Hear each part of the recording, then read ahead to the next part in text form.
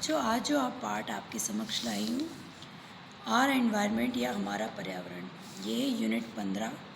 इसका डिवीज़न कैसे किया है कि 2 वास्तुनिष्ठ प्रश्न 1-1 अंक के, 1 3 अंक का, कुल अंक हो गए 5।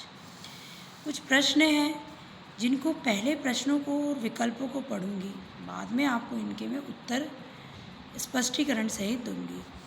पहला प्रश्न, निम्न में से कौन से समूह में केवल जैव निम्नीकरण पदार्थ है?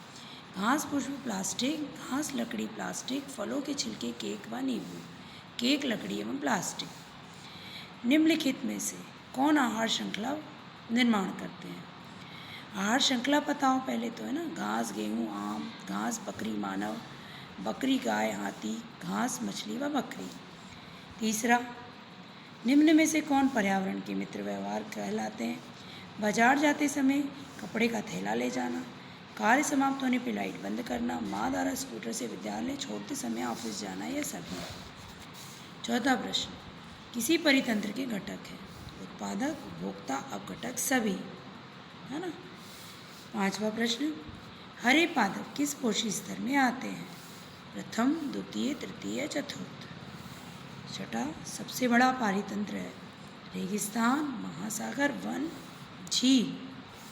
सातवां, एक पारितंत्र में मानव है शाकाहारी, उत्पादक, मांसाहारी, सर्वाहारी। आठवां प्रश्न, ऊर्जा का पिरामिड होता है सदैव सीधा, उल्टा व सीधा, सदैव उल्टा, उपरोक्त में से सभी।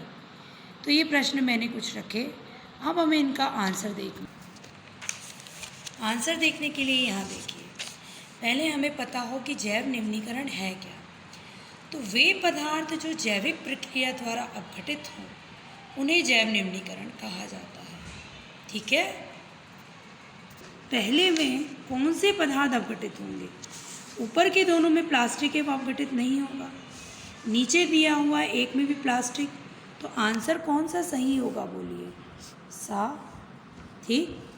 अगले प्रश्न में पूछा गया था कि आहार श्रृंखला का निर्माण कौन करते हैं? आपको पहले आहार श्रृंखला पता हो, तो आहार श्रृंखला क्या है ये देखिए। ये है पौधा, इसने अपना भोजन प्रकाश संश्लेषण द्वारा स्वयं बनाया। इस पौधे की पत्तियों को इस हिरण ने खाया और हिरण को इस शेर ने खाया।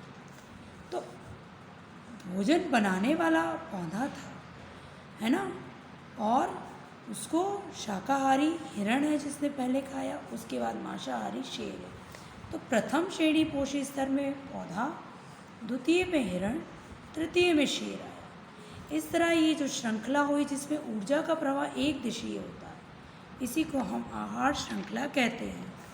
नीचे मैंने एक आहार जाल भी बनाया है जिसे खाद्य जाल भी कह रहे हैं। यहाँ पेड़, घास, खेत और वन है जिनमें ये कुछ जीव, छोटे मेंढक, चूहा, खरगोश, हिरण है। अगर हम देखें इसको, तो एक खरगोश को एक से अन्य जीव खा सकते हैं। कई आहार श्रृंखलाएं इसमें हमको मिल जाएंगी।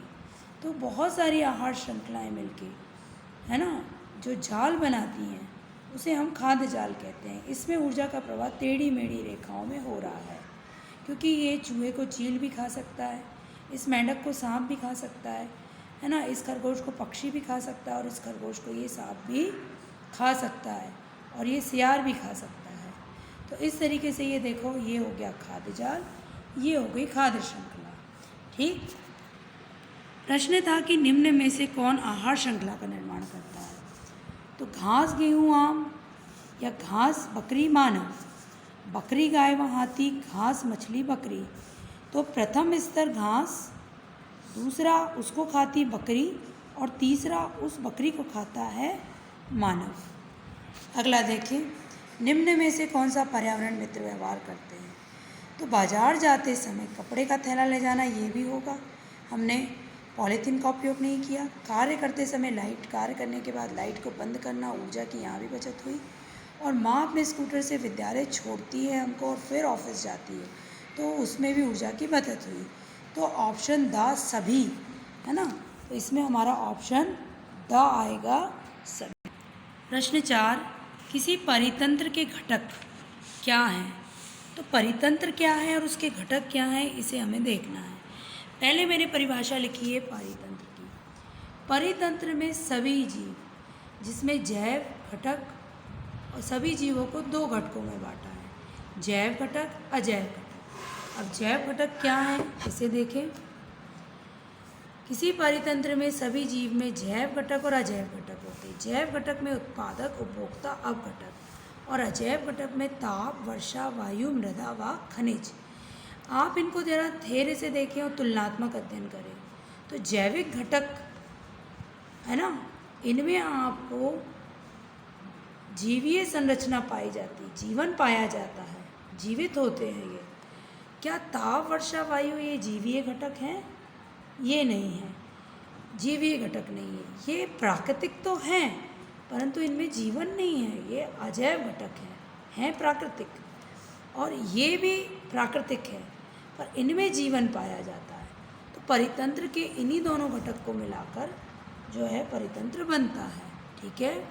प्रश्न 4, किसी परितंत्र है ना, इकोसिस्टम, इसके जो घटक हैं तो ये उत्पादक भी होंगे, उपभोक्ता मैंने अभी आपको बताया, और अपघटक भी होंगे। तो दा वाला उत्तर इसमें सही होगा, है ना। 5वां देखिए, हरे पौधे किस पोषी स्तर पे आते हैं? मैंने अभी आपको बताया हरे पौधे स्वयं अपना भोजन बनाते हैं, इसलिए उत्तर प्रथम पोषी स्तर होगा। सबसे बड़ा परितंत्र है, तो परितंत्र के दोनों घटक पे हमने चर्चा की, जिसमें जैविक घटक, अजैविक घटक सब आएंगे। तो सबसे अधिक जैविक और अजैविक घटकों जो हमको जिस परितंत्र में मिलेंगे वो क्या होगा? महासागर। फिर एक परितंत्र में मानव है, तो मानव शाकाहारी हो, शाकाहारी मतलब स्वयं हमेशा पत्ती, पेड़, फल, फूल इन्हीं का सेवन करे।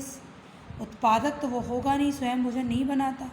सदैव मांसाहारी हो, कभी मतलब पेड़ पौधे ना खाए, केवल ही मांस खाए, जैसे शेर खाता है। तो ये तीनों कैटेगरी इसमें नहीं है। कैटेगरी कौन सी आएगी इसकी? सर्वाहारी। 8वां प्रश्न, ऊर्जा का पिरामिड कैसे होता है ना, इसको देखें। ऊर्जा का पिरामिड, इसको समझाने के लिए पहले हम इसे समझें कि प्रथम उत्पादक हो गया पौधा, द्वितीय हिरण और तृतीयक हो गया शेर। उत्पादक क्यों कह रहे हैं पौधे को? क्योंकि वो स्वयं भोजन बना रहा है।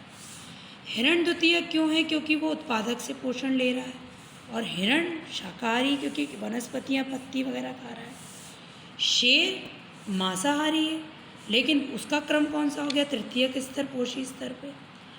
और जो मृत जीवों से पोषण ले रहे हैं वो हो गए सूक्ष्म जीव या अपघटक। तो अगर हम बात करें ऊर्जा की, तो एक पिरामिड नीचे बनाया देखिए। सबसे अधिक ऊर्जा उत्पादक में होती है।